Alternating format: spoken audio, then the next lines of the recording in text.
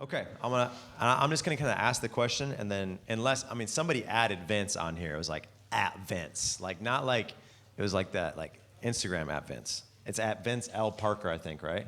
That's it. There at it Vince is. L. Parker. And what is it? At John W. Rush. Yeah. At Project W Key.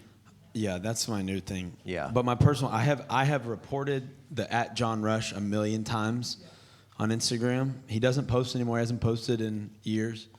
And Instagram won't deactivate his account. So pray for me. Because you want the name? I want the name. Yeah, I hate that. He doesn't use. If he used it, I wouldn't care. I'm like, let another John Rush flex. But he literally doesn't use it. I literally found his family on Facebook. Really? Uh-huh. Did you like threaten them or? No, I offered them money. I don't have much, but I was like, hey, I'm a pastor. I'm just trying to use this Instagram handle for ministry. And I know. I always do that too. They're like, yeah, don't care. So can I send the one member of his family that has responded to me? Her name is Princess Barrett.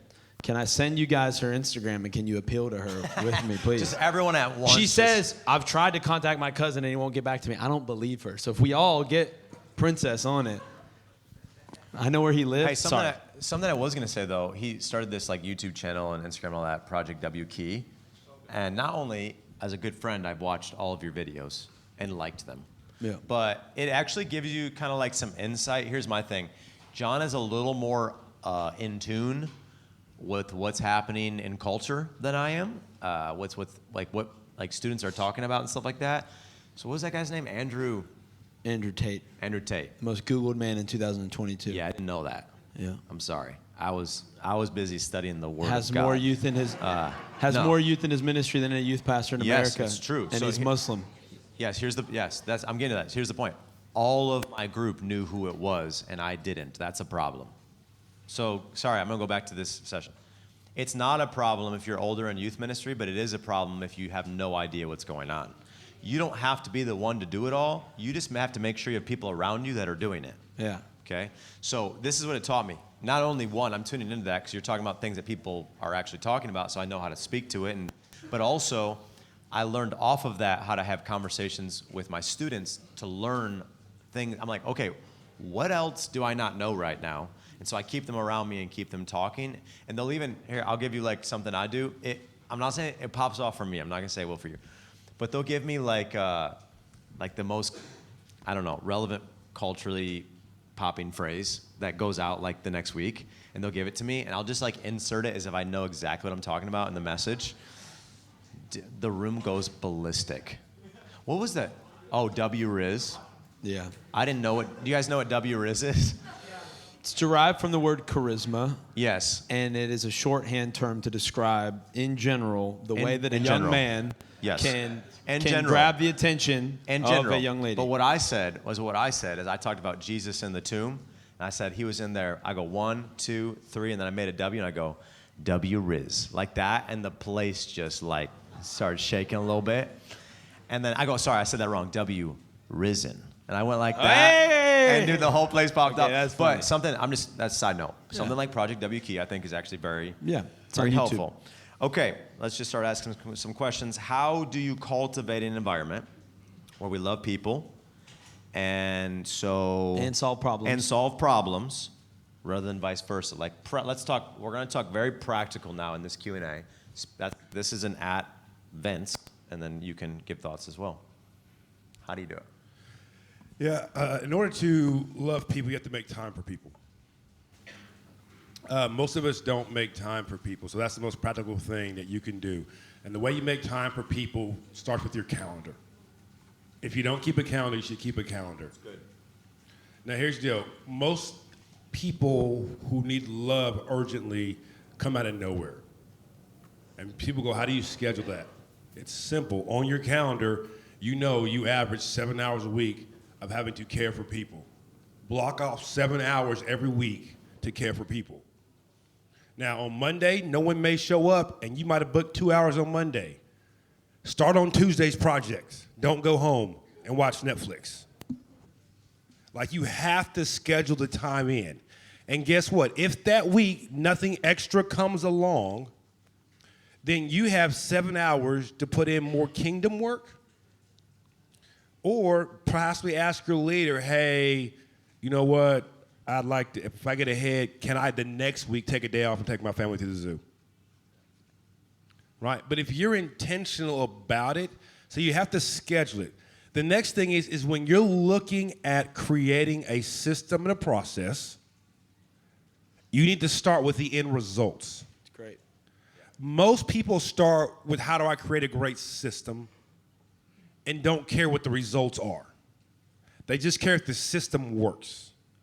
But if the end result of every system is actually to better love people, then you can't start with, hey, I need to better onboard leaders.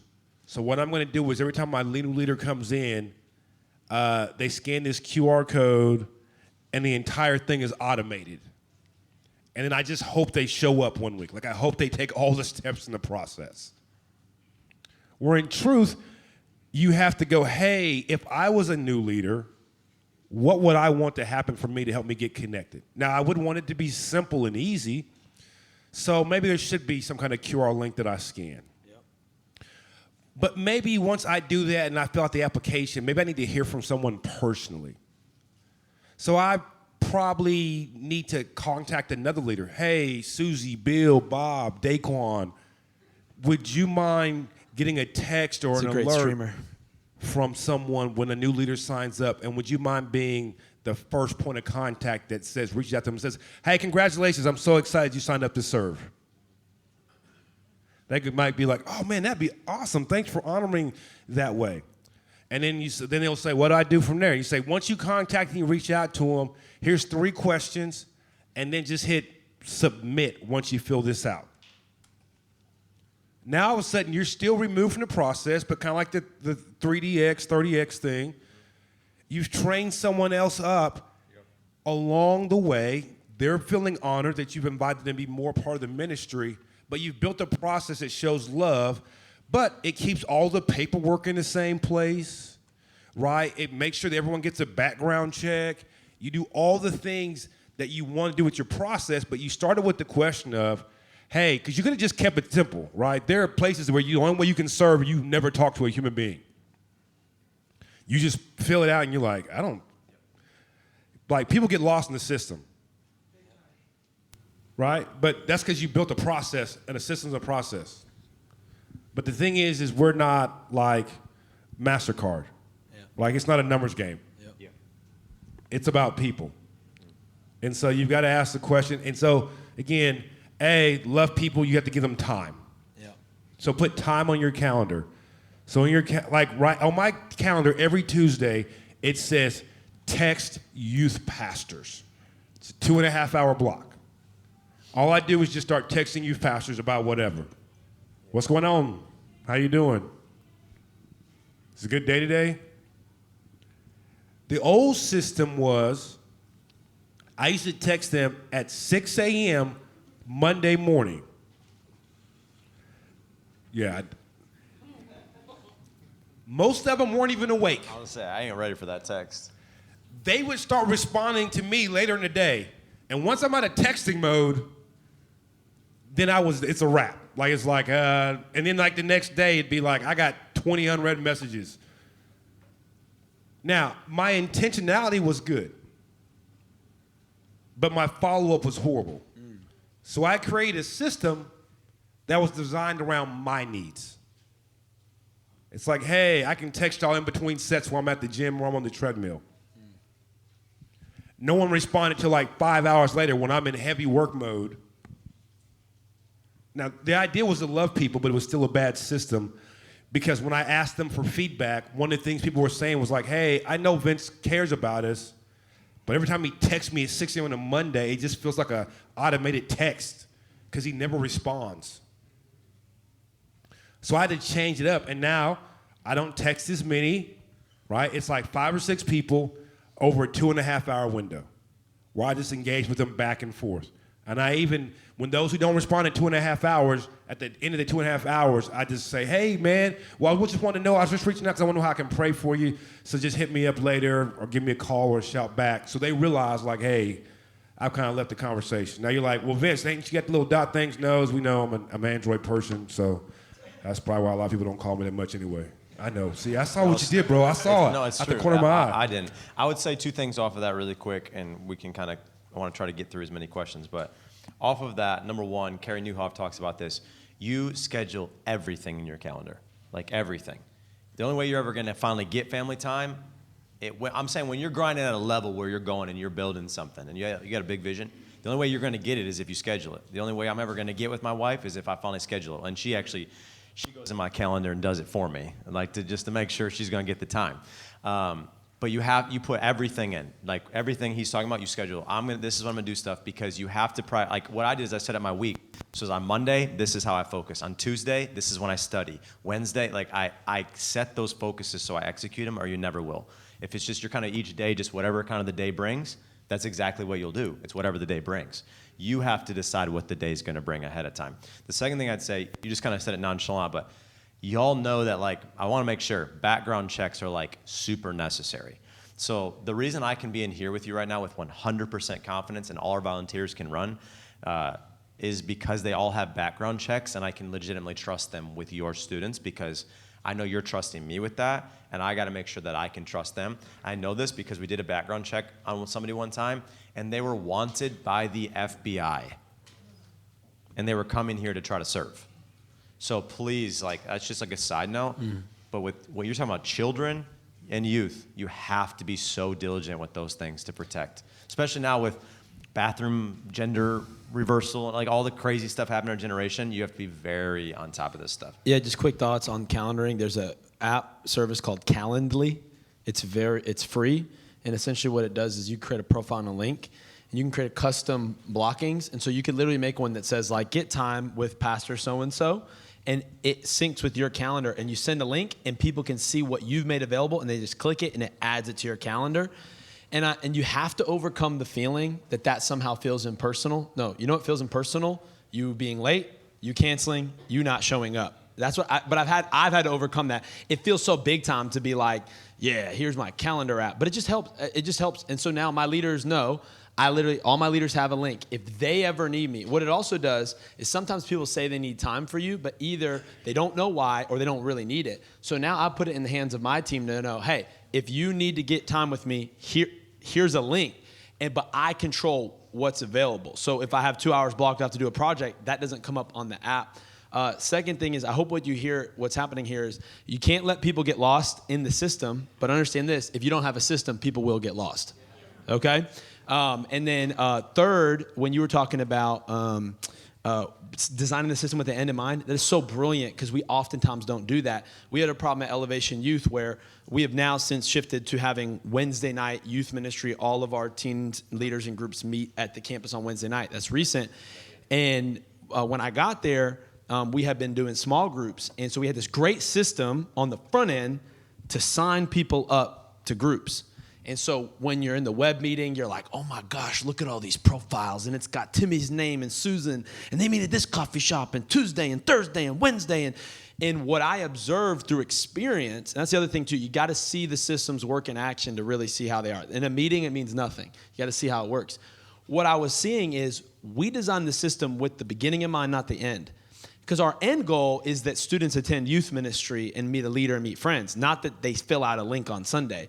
And what we were seeing is a high amount of people filling out a link, but a low amount of people showing up.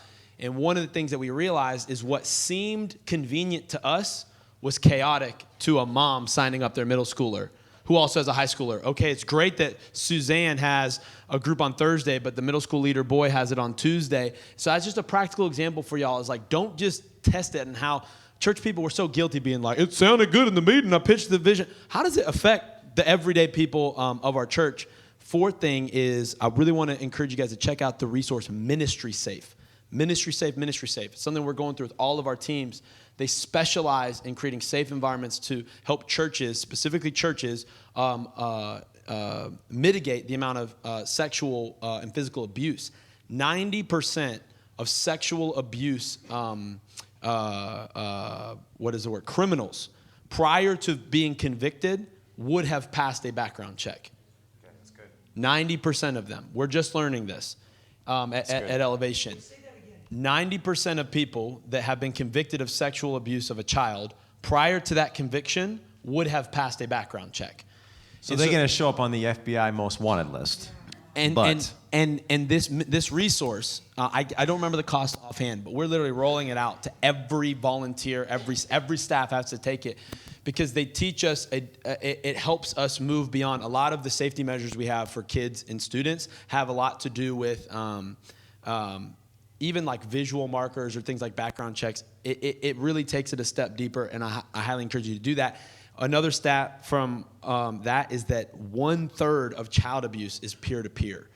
And so it's not just enough for us to be on the lookout for adults, but it's also it's all about being on the lookout for the culture that we're creating. And so that's a huge ministry safe. Do y'all have have y'all ever done them, or what do y'all do? I just took that down. Yeah, it's I good. mean, we have a lot of stuff in things, but we don't Yeah. use ministry safe. Yeah, so. it's really good, and it's made for churches. So Yeah. it's like, I mean, and let's be honest, like that is what we see. That's where the culture's headed.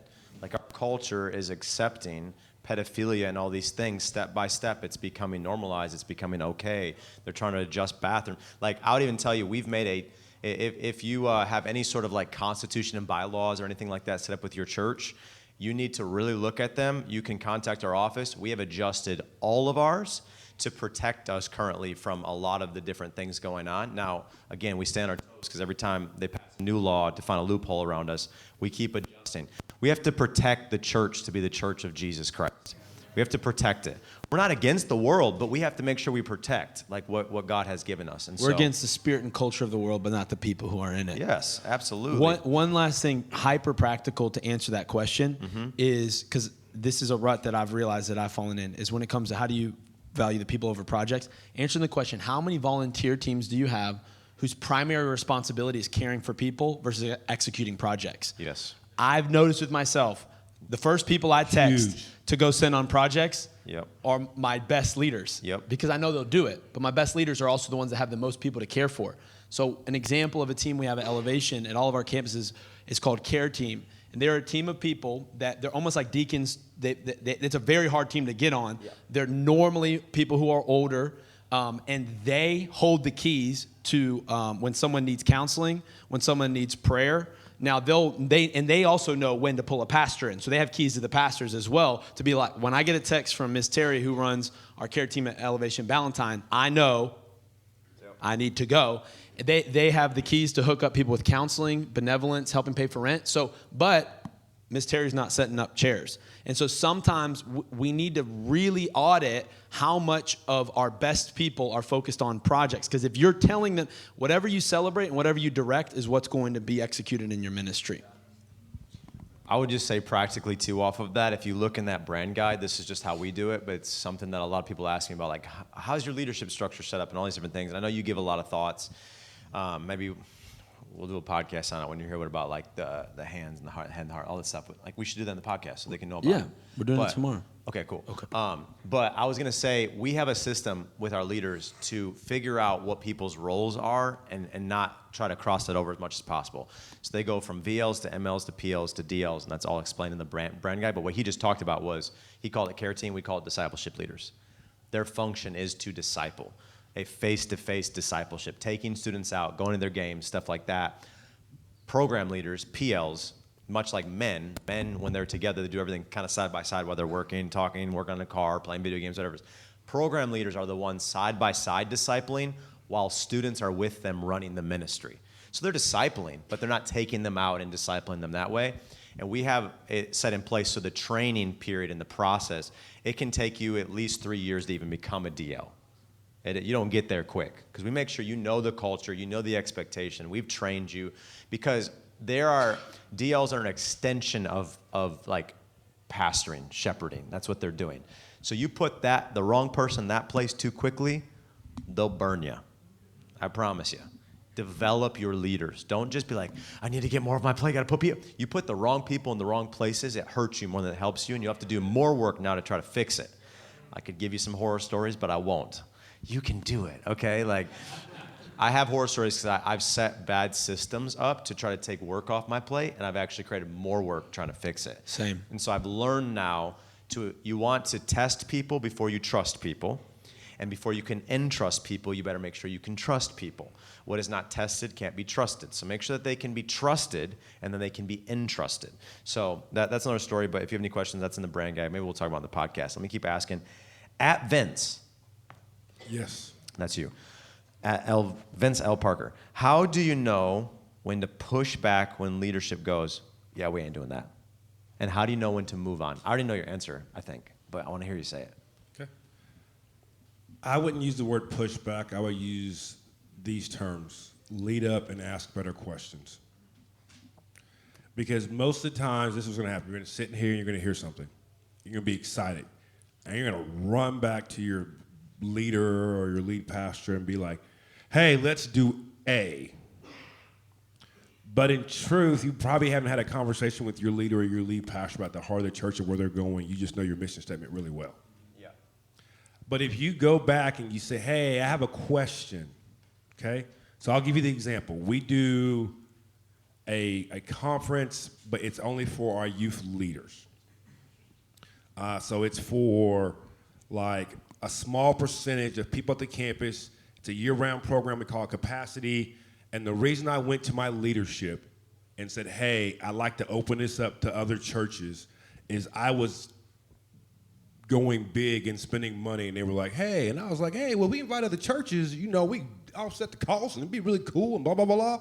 And they were like, yeah, we don't do that. We don't do conferences. And I was like, okay, why don't we do conferences? And they were like, A, we do 5 things. You know what those are? And I was like, yeah.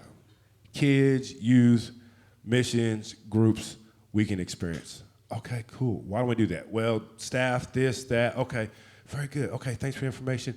I think I missed something.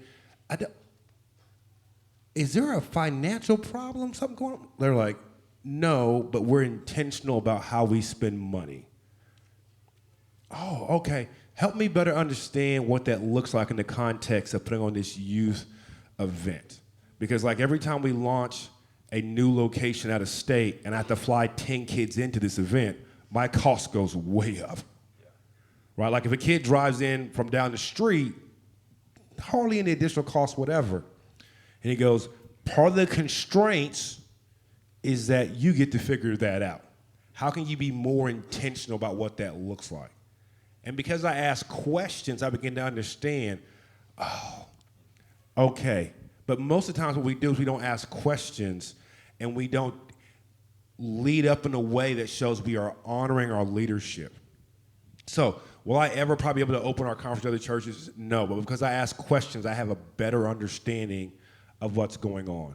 I have more clear vision of why we don't do that, because I had never asked the question. I just knew we didn't do conferences as a church.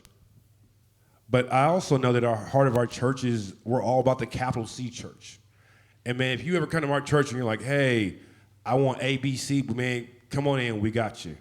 Our church has a resource center. Our church equips other churches with it. We do all kinds of things. And they're like, hey, God's just not called us to give back that way. Yeah.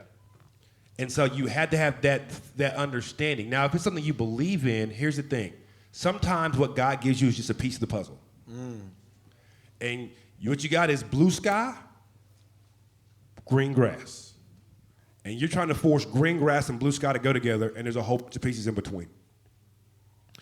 And there's a difference between letting something go or saving it for later. That's great. So true. Sometimes you will get permission to do something because of the wins or the points you've put on the board for your church. They just begin to entrust you. Yep. Right? Like, if you started 2 months ago, you may not have a lot of freedom. But if you've been faithful for 2 years or 20 years, the things that I can do in my church now is way different than what I could do 15 years ago. 15 years ago, I'd be like, hey, man, I'm going to go down the street and have my boy, Pastor Dave, Pastor John. And they'd be like, no, you're not. Why are you going? You got some stuff to do right here? But now they're like, okay, yeah, we trust you. We know that you carry the vision in the heart of our church. We know that you're honoring where you go. Things like that. So it's not that you have to let something go. Sometimes it's kind of like, what's the dream that Joseph gave, that God gave Joseph? He's like, hey, one day your brothers will bow down. There was a whole lot of stuff in between there in that. But sometimes we're like, no, y'all gonna bow down now. You heard the dream. Bow down now. Yep. We're just skipping steps when God's like, again, I would say don't let it go, but it also means don't stop shouting it from the rooftops. Right? Like you just can't see all the pieces yet. That's great. Right? And if we're being honest, I say this to my youth pastors sometimes. I say, hey, sometimes it is the Holy Spirit. And sometimes it's a Red Bull on an empty stomach. Right? Like, sometimes you're like, man, I think that was from God. And you're like, I don't think so. That might have been a Red Bull on an empty stomach. So. That's good. I'm going to keep moving with more questions. I love that. Because that goes into our longevity conversation, right? If you don't catch that vision and if you don't keep the longevity to keep shouting, there's so many things that God has placed inside of you that they'll never happen. It just takes that time to get there. That's in our podcast. That was good. How do you balance, I don't know the exact question. Is this, I don't know if when we're ministering to people to being relevant or if it's just what you preach to or whatever, maybe do both. Like the mainstream, right? All the consumption they can have, everything in culture, music, Netflix, all stuff. And then the spiritual. How do you leverage it? Maybe how do you speak to it? How do you package it? I think, I'll give you this. You have to measure it by the fruit, okay? So what's it ultimately producing long-term in your students? I would say if you're wrestling hard on something, you have to measure the potential fruit, So it's like, man, I really want to play this Lizzo song in youth ministry. You have to ask yourself, what's the best case scenario? I'd like to start by asking myself, what is Lizzo? Don't Google it. You'll just get mad. You'll Lizzo. just get mad. You'll look at me like what? How many scriptures in the book of Acts can you guys quote right now? It's a setup. I'm playing. So sometimes these ideas we get to implement. You didn't answer my question. Who's Lizzo? Lizzo she's an artist. Okay. She's an artist. You know Lizzo? I've heard of her, yeah. I know Lizzie. That's my brother's dog. But you have to go. It's like implementing a secular song that has a very clear meaning that you can't parse. What's your best case scenario? Yeah. And is that worth the fight? What's the best case scenario for the fruit? We'll juxtapose one that's been talked about a lot. I always get referenced as the video game guy, but I do. But now you go, well, okay. So we implement video games in our ministry a lot, and in the best case scenario, while there are some hurdles we have to sift through, what's the best case scenario? Oh, well, I could create Bible studies around this. I can help. There's filters on games. I can actually say, well, these games are bad, these games aren't. This game with this feature on is actually harmful, but if we teach parents how to turn off proximity voice chat or play in streamer mode and they don't have your actual username, there's a lot that we can do there and paint a better picture. So I just think you have to, when you're trying to, what's your best case scenario, of watching that show? Yeah. Best case scenario, what? There's nothing else on? Well, and if the worst case scenario seems more likely or more harmful than the best case scenarios, outcome, then don't do it. Just don't do it and teach your students not to. Another thing that I try to do is instead of, if you get on there on social media, if you get in front of your students, you say, Disney's bad because Disney's bad, and you see, and they're bad, All you're going to do is radicalize the radical, and you're going to confuse the confused. And we weren't called really to necessarily do either in the context of teaching truth. And because a lot of times the radicals, they're going off of emotion and what their parents said and the political website that gets pumped in their house a lot, not necessarily even the truth of Jesus.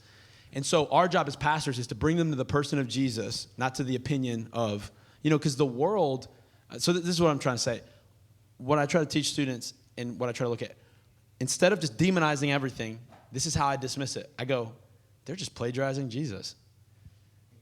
Yeah, you can go to that person for inspiration, but so Andrew Tate's this guy, really big into masculinity. And instead of being Andrew Tate's bad, because I have students who will tell me, he's changed my life. And what am I going to do? Say, no, he hasn't. What? Lizzo's songs inspire me. They create an emotional experience. If I just say, Lizzo's bad, they're just going to take what they love, what they feel like has impacted them in a corner away from me. What I can do instead and say, hey, I know that Lizzo lyric moved you, but you know she's just plagiarizing Jesus. And you know what? She's trying to give you God's values without his vision for your life. And with his vision for your life. And that doesn't necessarily work. And then I go, you know those parts you like about what she sings about? Let me point you to somebody who you can listen to or learn from that is filled with the Holy Spirit and has, or maybe they're not even Christian, but they are a lot less toxic than that. And it's got to be a conversation. And so I'd say it's a lot of discerning. It's a lot of conversations. On one hand, what I was trying to say in summary is, if you're thinking about it too much, probably just don't do it. Can I? Oh, sorry, go ahead. Yeah. I was going to give it. I mean, maybe, but I think if we're talking about what Netflix show do you like, who has a life experience with, because entertainment is a big topic. Like, we're not just dealing with where kids are going for advice. The big issue is entertainment. And entertainment. Consumption. It's all about consumption. And entertainment, if you look at any major culture in the world, once they got to a certain level of power, entertainment became the end-all be-all. Same thing that happened with the Roman Empire. The Roman Empire was so drunk on having fun that they let a much less civilized and organized culture, the Visigoths, take them over because they were just so caught up in having sex, being entertained, the gladiatorial games. They literally lost. They went from being the military powerhouse and the technological wonder of the world to getting lost in having fun. And so while, of course, there are very real cultural issues we need to teach them on, what we're trying to help them do is say, I know that was fun, but what's the cost? But we can't just say, what's the cost? We have to help teach them the alternatives. What do y'all think? The only thing I would add is don't use it as an excuse so you can hang out and be a part of the culture. Yes. That don't do. Too many people do make that excuse. Oh, yeah, I got to listen to the new Drake album, so I know. It's like, no, you don't. Don't need it. The second thing is you don't have to be someone that you're not. 100%. So I tell my youth pastors all the time, don't try to dress like me. Don't try to act like me. You might think I'm cool. I'm just wearing the clothes that I've always worn. Yeah. Right? Like, I didn't go buy J's because I was in youth ministry. I wore J's, and now I'm in youth ministry. And if Jordans become uncool, and the times they are uncool, then I'm uncool. Yeah, and that's what I was getting at with me in video games. I'm like, I've just always played video games. Yeah. Now I think, though, as leaders, though, what we can do is say, even if it's not my thing, how can I empower a leader who carries that thing? How we leverage it. And we can expand it. So you don't have to be it, but you can still empower it. And honestly, you'll have a better shot of empowering it. Like, that's why I actually like that you you joke about the terms, and I don't know most stuff. Y'all know that the best way you learn is recognizing what you don't know. This is to the creative ones in the room, that you have a gift of music or art or design or video or ways of expression. Here's what we found. Do you know who started the dance team? Me. In 2012. I started it. I choreographed our first dance ever. It was awful. You know who I did it with? This is awful. I did it with all of our leadership team. Like big burly guys that couldn't dance at all. And I had them just do certain moves and stuff like that. And I launched it at this Christmas party. And then from there, Miranda, who she's on staff now, she runs all of the dance side of things. So when we start doing an opener or something, it will start with some crazy idea that's inside my head, like dirt bikes and fire, all that, right? And so now it is very different than when we started, right? Now it's like Pastor Luke and my brother in the back that's on the keys and led worship this morning. Like, he's our producer, so he produces all of our music, right? Now I have someone that's obviously highly gifted in that. Now I have somebody who choreographs now. But when it started, I was like, listen, they're going to go to their school and they're going to go do this and here and there and they can join these. What if the church had their own dance team? I would see these halftime routines. I was just like, sheesh, this is rough. But I had this, what if those girls one day were a part of our dance team? And we could show them that there's not anything actually wrong with dancing. You see it all throughout Scripture. But in the way we orient our bodies in public, yeah, that can get rough at times. So we used to do outreaches. We actually got kicked out. Our Blueberry Festival, the reason we started a mainline huge outreach for us in our city called This Heart Loves, we started that because we got kicked out of the Blueberry Festival. We would go. The most Imlay City sentence I've ever heard in my life. This is no joke. Hey, so like, my wife, I saw her in here a second ago. She might have stepped out. But my wife, when she was 16 years old, I invited her to church at the Blueberry Festival. Thank you, Jesus. That's how we got married. So that's why. But we would do like dance routines. We would do like drum routines. Like we used to do human videos back in the day, all that stuff. Then we'd preach the gospel. And I was preaching. I was talking about the reality of heaven and hell. And they said that I was cussing because I said hell. And they kicked us out. True story. But I'm saying even back in the day when it isn't what you see now. We didn't have an LED wall. We didn't have the lights. We didn't have the teams. We started with something, and it evolved over time to today. So this is my point. I'm speaking to the creatives in the room. If you can sing or you can write music or any of those things, rather than the whole time trying to just make it about don't listen to this, or even just let me redirect you to this, what if you empowered them that we could do our own thing? We have our own voice. We have our own way to express. So when we were trying to think of our opener for Keep Us Dangerous, there was no song that we could think of to try to fully express what we were wanting to at the time.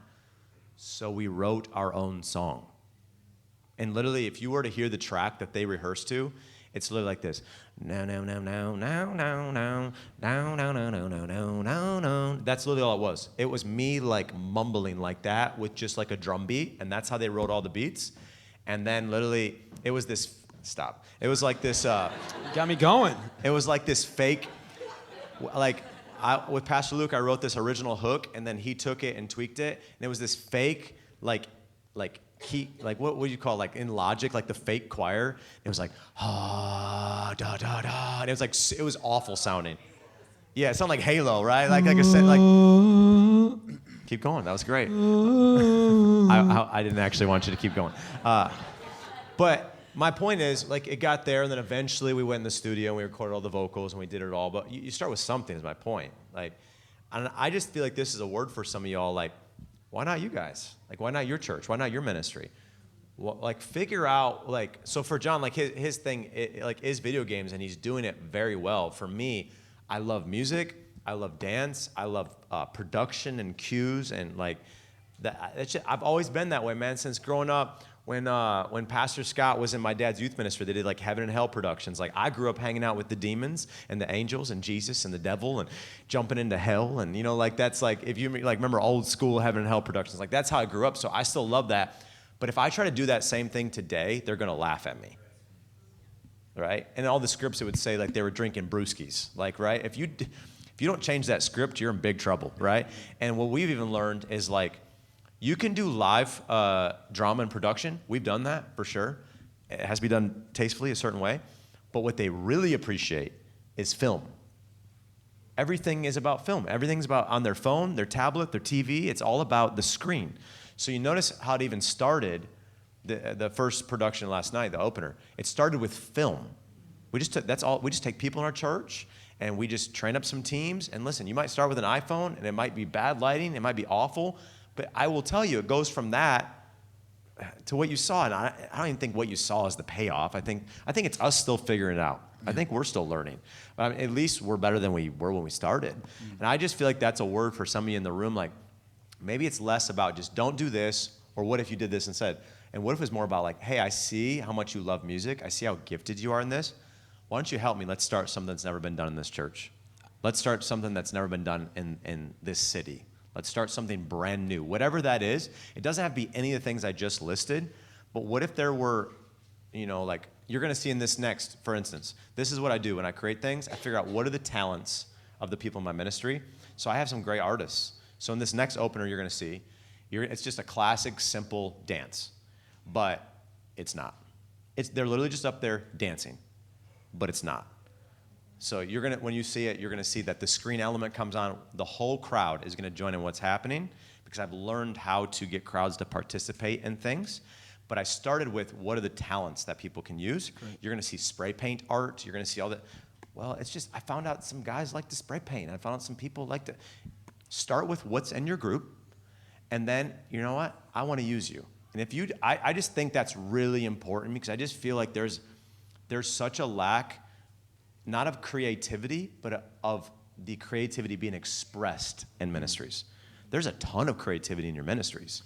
There's just no expression. And one of our core values is literally expression invites encounter. We teach them when you dance, you're inviting an encounter. When we worship, you're inviting an encounter. When you express and give to the Lord, you're inviting an encounter. Like you're literally begging God to do something when you express yourself to the Lord. This is my favorite topic, so I'm going to say it quick, and then we'll move on. Well, we're here. Ow, your spine just hit my thumb. Get off of me. Sorry, I love you. You guys know that my name is Jonathan and his name is David. You guys are taking it in up and close. This is us. Does that ring any bells? On the daily. I just don't plan on dying loyal to the wrong king, but you know. But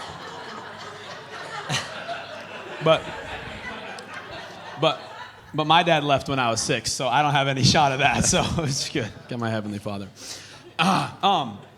Just quick hits on that. I love how you said creativity isn't necessarily being expressed. This is a problem we have in the church. Just because it's got a logo and colors and it's digital and there's sound, that doesn't mean it's creative. It just means we copied what another church calls creative. And creativity solves problems and it moves people towards a conclusion. Yes. And you need to be creative how you're meant to be creative. Don't worry about what anyone else is doing because people can tell. Create from what you've been created to do. Quick, I'm going to give it right back. I struggle with this even in my preaching. I did for years because I'd watch Pastor Stephen preach, and he could go up there with no illustration and just preach the devil's pants off and get everybody in the room just like going nuts. And I'm like, I thought it was wrong that I like using illustrations. I thought it was wrong that I'd want to get chained in the middle of a message and do that. I just learned there's nothing wrong with it. Pastor Stephen just has his style, and I have my way to express it. Like this is legitimate. Yeah. Like I would watch Pastor Stephen because he's so phenomenal at communicating, and I'm like, okay, I shouldn't use all this stuff because that's how. No, if I want to get chained up and I want to get set free and I want to that's what God's called me to do. Yeah, and that's all that matters. Yeah. And I just think one final word on that. You said when we create the alternative, I love that. Let's just remember it's got to be better. Like you can't. Something's not good just because you throw Christian on it. And we've seen a lot of people say, well, it's a Christian movie, it's a Christian song, and it becomes an excuse for a lower quality and standard. And just because the lyrics are quality doesn't mean that the notes and the way that it works and the way that it's worded is. But here's a word for you on better. Better doesn't necessarily mean bigger. And this is a problem right now in our social media world. We think everything we create is for global consumption. But a lot of what we create, especially in church, it's for local expression. Yes. So better, in your context, I promise you, one of your students rapping globally, comparatively, probably is bad. But in the context of the culture of your youth ministry, they know that kid's story. They know what they wrote. I'm telling you, go off. We did this. And they'll go nuts. They'll go nuts for it. Let's go. Getting the local marching band, the cheerleaders of your local schools. Like, just understand that better doesn't, it needs to be better, but better doesn't always mean it's going to go viral on YouTube and Elevation's going to watch our video and be inspired by our church. Don't worry about the internet. You're not called to reach the internet. You're called to serve the local community you're in. So it's got to be better, but better, that local expression hits different. Good. So good. Okay. How do you, I think this is a good practical question. How do you practically allow the 7, right? So Acts chapter 6, the 7, to serve in the role that they're called to, like they set up that 7, while maintaining your vision for the ministry? So like, basically, you want excellence, you want, accountability, you want like whatever you're trying to create. How do you raise up the right people and maintain that? My pastor says if someone can do something 65% as good as you can, you should entrust them to do it. That's good. Generally, the last 35% is preference. And if you spend all your time and energy on preference, it's hard to give something up. And the way you trust people is, yes, feedback matters, and you should give feedback. But the question is, that goes back to this again, what's the desired outcome? Let's say in your ministry where your church is located, kids don't get a lot of meals. And so at your youth group, you want to feed kids. and you, when you did it, bought pizza. You got the pizza place's number, you got the pizza place's discount. Kids love pizza. You entrust Mr. and Mrs. Smith, and next thing you know, kids is eating meatloaf and green beans. And you like, that looks expensive. And I wonder, who's been cooking this? We ain't got time to cook food. Who's been doing all that? I wouldn't have done it that way. Here's a question. Did the kids get a meal? Is it the outcome? Now your feedback might be, hey, kids can't run around with a fork and a knife eating meatloaf and green beans. Or is it, oh no, they were sitting down anyway.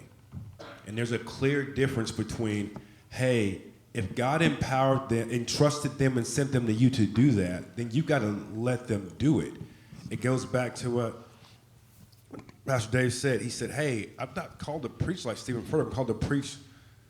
If I try to preach like him, it'd be a rap. Like I can't, nice skill set, bro. You are on another level. I'm like your biggest fan besides like your parents and siblings. My parents aren't a fan, so thank you. Oh. No, I'm just playing. Okay. But that's what I would say. If someone can do it 65% as good as you, some people might say 75%. I usually like to say 65%. You have to trust and empower them and allow them to do it and give them feedback to make sure their achieved desired result is there. So if you have a pile of bricks sitting over here and it needs to go over there, and you say, hey, I'm empowering you to trust you to get the bricks from here, from A to B. Now, they might walk them around the building the long way. And you might be like, what are you doing? Why am I seeing these bricks go the long way?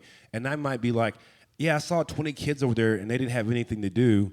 And I knew if they took them this way, they'd be done really quick and bored again. So I told them, hey, we need to take these bricks around the building. And so that's why they do it that way. And so oftentimes we don't even ask questions. We just start belittling people. Wow. Why did it take so long? It's like, well, then give the constraints. Hey, I need the bricks moved over here in the next 5 minutes because pastor's coming through. I don't know what those things are, but so we've got to make sure that we give constraints so people can carry out what God wants our church to do as a mission, but not so much constraints that the constraint is you aren't doing it like me, because that's just preference. That's good. I would just say, you can call it the 7-11 principle, is that Jesus spent most of his ministry pulling 12 guys really close, and only 11 of them were there at the end. And those 11 is what allowed to multiply and empower the 7. And really all that is just saying is you've got to be relationally yoked to a layer of leadership beneath you, and you can't just empower. You've got to be their pastor. You've got to still have people that you're not just their boss or their you've got to have those people. Like Jesus didn't spend his first 3 years he drew crowds, but he wasn't mobilizing the crowds. He's actually, you could make the argument that so much of what he was just trying to do is build that core team, and he spent his 3 years of ministry doing that. And sometimes we won't even spend 3 weeks because we're ready to do the thing. Which is why, if you look at even our leadership process, it's a 3-year process to where you're going to get based upon where you're going to go. I want to riff off some things. I want you to give me some honest feedback. I'm okay if we disagree on this. I'm just going to give my thought. I want us to learn because we can kind of, I think, end here. This is a mega session, by the way. This is awesome. This is the longest leader breakout I've ever been in, but I'm loving it. Well, it was because you took off and you flew away last time. We stayed and prayed and sought the Lord when you left. So. He means last year. Last year, yeah. So I know there's a couple questions we're not going to get to. Please, if you submit one, come find us. We'd love to answer it personally because some of these are a little more specific, and I'd like to speak specifically to you. But one of the things that, as Vince was talking, that stood out to me is I want to speak to really just the youth pastor, youth director right now, young adult pastor, young adult director. And this might be a conversation to have with your senior pastor, or this might be something that you're going to have with your leaders. Is I think a lot of times what I've been experiencing since we launched We Are One College is I have pastors calling me off the chain right now. I need a kids pastor. I need a youth pastor. Like they're trying to find, like, you realize like there's more vacant positions than there are even people to fill them in ministry right now. People are walking away from the ministry. So for real, kudos to you that you're even here and you're in this. Like some of you started in 2020 and like launched and stuff, and you're here. Like that's Curtis, like launched his ministry in 2020. he's here, he's still going, he's called, like he's not giving up. And that was you, right? You kind of like transitioned during that time too. Yeah, I moved in January 2020. But what I'm seeing with a lot of pastors is this, and I'm going to be very, is facetious the word? I'm going to be like a little bit over the top. But this is essentially the call I get. Hey, can you please send me somebody who knows how to do everything so I won't have to train them at all and mentor them or develop them? They need to have every skill possible so I don't have to worry about them and do any work. Like, that is so real, so true. That is like, and I'm like, you know what you're looking for? You're looking for someone who has been in the game this long and finally does know how to lead and does not. But you want that to be somebody who has no experience and is starting for the first time. Like, that's not fair.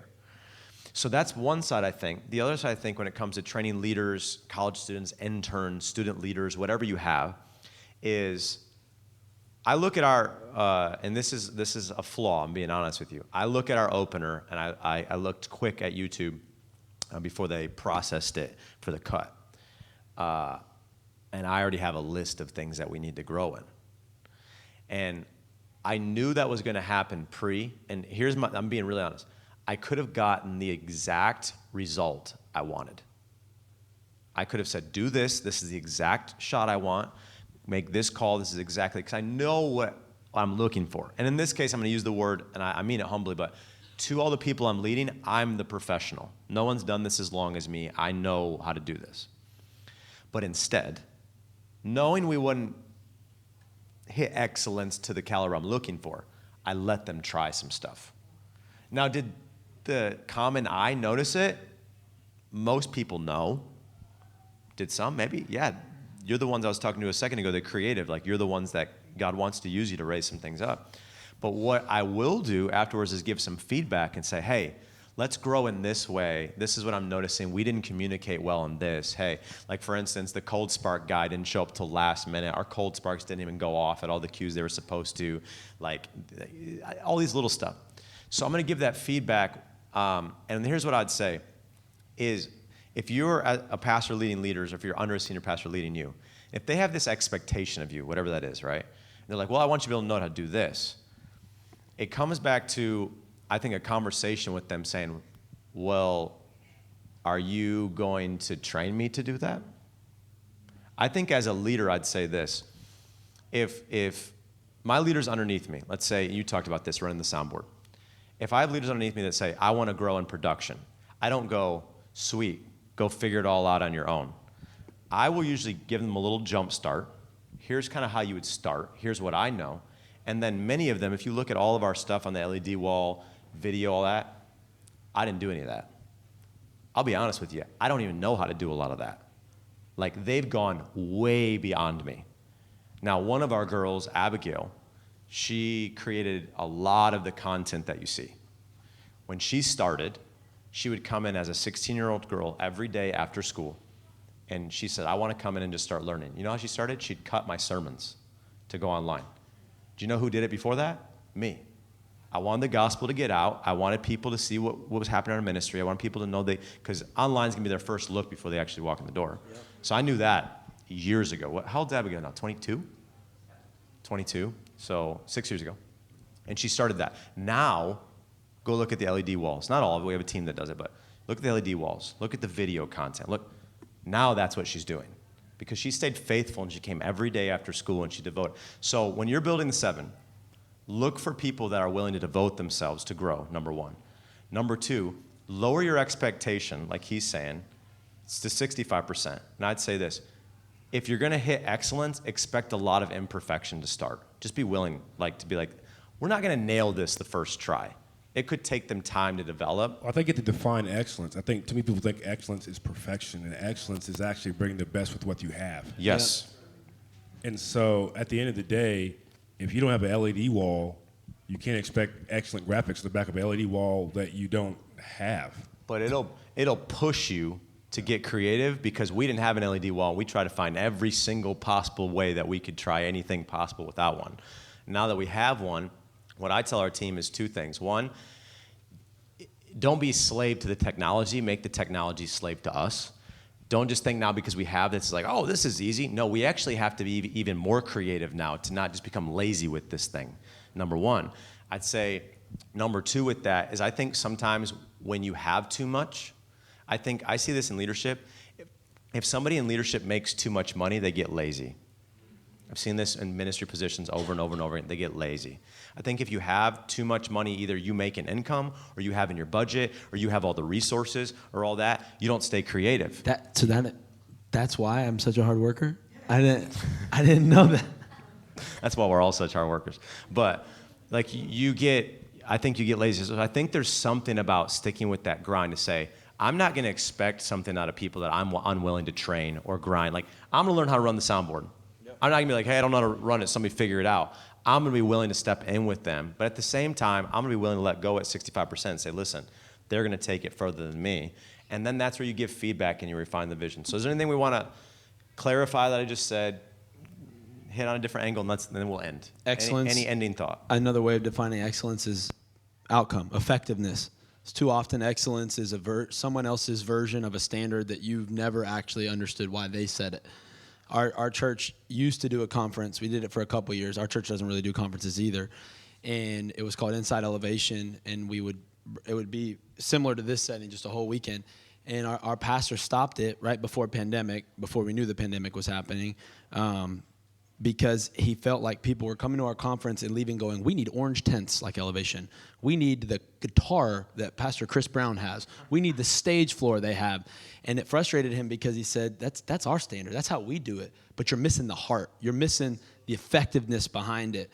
And what I can say about this team in this house, because I'm so close to them, is when you're hearing him describe the LED wall, you got to understand he's not thinking of measuring up to some standard of a church he saw on Instagram. He's thinking of what's going to happen when the kids walk in. And he's thinking of the last time that a creative opener impacted that kid, and it set in chain in emotion, and it boom, boom, boom. You know, I remember when in my small youth group I got saved in, we had a guy who was a student who made all our videos, Zach Taylor. He went on to intern at Elevation, and then he was a motion graphics designer for years at New Spring Church. And now he does it for like all these famous big companies, you know, legend. And I lived 30 minutes away from my church, and no one would come to church with me. I was so passionate for Jesus, I could never get anyone. And one day, Jennifer Chow, I got her to come. Senior year, Jennifer Chow came to youth with me. And we're sitting there, and I'm like nervous. You know, when you bring someone to, church, what's the pastor going to say? What's everything? And the video for summer camp rolled. Now, Jennifer Chow had never been to church ever in her life. The video Zach made, 16-year-old Zach, made this video for summer camp. And I think that was when Arcade Fire was like huge. Y'all remember that? Like Arcade Fire, those songs is like Where the Wild Things Are was on video. So he used all those tracks. It was a great video, great for them. It was better for then. And she just turns to me before worship started, before anyone preached. She goes, I don't know what that was, but I want to go. She came to summer camp, gave her life to Jesus. And now it's like, but that's how we define excellence. Could Zach have cut better, and was it de-interlaced footage, and did he use a GL2 or a Canon EOS 100, or I don't know. But guess what? It did what it was supposed to do. It moved kids to summer camp. So some of y'all think that you'd be better if you had more gear. You're wrong. Let me tell you where it costs $0 to be excellent. I've been here since Tuesday at like 10:30 a.m. No, I love it. Like lives here. But yeah. the amount of Celsius that you've drank to be able to stay alive since then. Yes. Oh my gosh. First of all, it's really cold here, and I don't know why snow doesn't melt when it's above 32 degrees, but whatever. It's I feel like I could preach a whole sermon about that. Like it's about what's in your heart, not what the sun's shining on, something like that. I don't know. We'll see. So here's the deal. This is. Let me tell you what I've seen here that I value at a high level of excellence. Okay. So you were here last night and you saw Pastor Dave's message. Incredible, well thought out, lots of cues, lots of people working together. The level of thought on that is amazing, and it's like high excellence. The opener, the thought, the tie-in, like everything that you feel, you can tell that people put excellence into it. But here's the thing. It's the heart. Every youth person I talked to who's previously attended this church, every college, every intern, whether it's Pastor Jeff, Rhonda, Matt, Luke, College Luke, who I call Cool Hand Luke. Everyone breathes the same heart. And that's a heart for God and to bring their best. I can clearly tell that's a core value. And what their best is uniquely different. The level of intentionality that they bring is very high. Now, I can't sing. I told you the only thing I can do is play Spotify. But if I were a part of this house, I feel like an adopted brother. So I'm gonna claim it, just be showing up all the time. You're right. But at the end of the day, I feel like I would have to bring my breast at playing Spotify. At the end of the day, what happens is most people try to emulate things they're not supposed to emulate. Let's work on being excellent in the things that we can all control, like bringing our best, like caring for people, like being intentional with our time. And that's something that this house does very well. Yes, they do a lot of other things well, but the only reason those things look like they do is because the other things that happen behind the scenes that no one knows. That's great. The hours that they put in. When he said, hey, I could have sent a text that said, fix A. Instead, you heard him say, I said, no, we need God's glory to be honored in this moment in time. The Spirit is moving, and that was the outcome results. Do I need to give feedback? Will I later? Yes, that's what he said. That's high. But some people will ignore that in the name of destroying someone, and they're just loving Jesus and worshiping. Like, let me talk to you real quick. And you're like, well, yeah, okay, cool. What's going on? Must be emergency. I was worshiping Jesus. Hey, man, you missed 6 Qs. That's not a heart of excellence. It's very good. That's a heart of perfection and control. At the end of the day, it always points back to Jesus. And there's so many avenues that you can have excellence in. Caring for people is one that this house does well. Phenomenal another level. You guys do so many, but I think those things exist and are well done because of that. Interns and college students are, I think there was 20-something billion college, internship kids here, on Tuesday when I got here at 10:30 in the morning. I was like, is there no school system out here or something like that? The spring break? I don't know what's going on. But you could just see the joy on their faces. You can see the amount of excitement about, hey, conference, hey, even though I'm going to be behind the scenes, there are people behind the curtains that's the only place I've seen them the whole time. Mm-hmm. And they paid to be here. Right, that's what I mean. You're like, I'm That's going, what blows my mind. So there's a lot of talk about excellence. And if you're asking me where the enemy attacks the church recently, it's in the name of excellence. That's good. And what the enemy does is it takes something that's a simple tool. Excellence is a tool. It's like the internet. And he just lies about it. It's the devil. No, it's a tool. So if you bring your best with what you have, which is kind of how I define excellence, we can reach some people for Jesus. That's good. For instance, you may not have an LED wall, but you can start on time, right? It's bringing the best with what we have. Great. And I just want to say publicly and honor you and thank you and Pastor Jeff and everyone for the excellence you bring behind the scene that many people here will not see. Yeah. Even the way I watched you lead rehearsal, and he was very clear. Hey, guys, we're going to do A one more time. If we hit this mark, we are done. If we don't hit this mark, we will do it again. But here's the deal. That's clarity and clearly let people know that, hey, at most, we're going to do this 2 more times. Yeah. Right? He could be like, we're going to do this 1,000 times until it's A, B, C, or D. And some of you will do that. And it won't be right because you're mistreating people and not honoring people's time. right? You can be more excellent in honoring people's time. And so I just say there's lots of ways to be excellent, and sometimes we just think about it in the shiny things that we see. Yeah. And we need to think about it in the things. There's so many other ways to be excellent, between honoring people's times and the way we treat people. Again, So good. love you, man. bro. Thankful for you. I love you, man. I just feel like you got the anointing on that right now, man. I want you to just pray that. Whatever is on your heart, we'll close. We'll pray that into them. Father, we love you and thank you, God. We thank you for the We Are One conference, God, and for every single person that's behind the scenes, God, those that we've seen, those, God, that we haven't seen, God. We thank you for all the lives that are being changed, God. Right now as we speak, God, in free time, I know there's someone out there praying for someone else, God.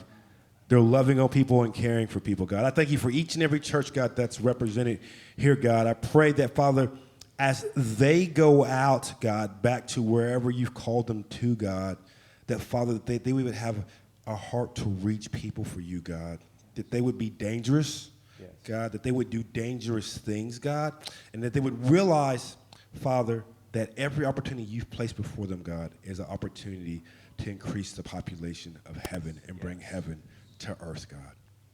So, Father, I thank you. We give you the praise. We give you the glory. In Jesus' name we pray. Amen. Hey, man, will you honor these guys just one more time? Love here? y'all.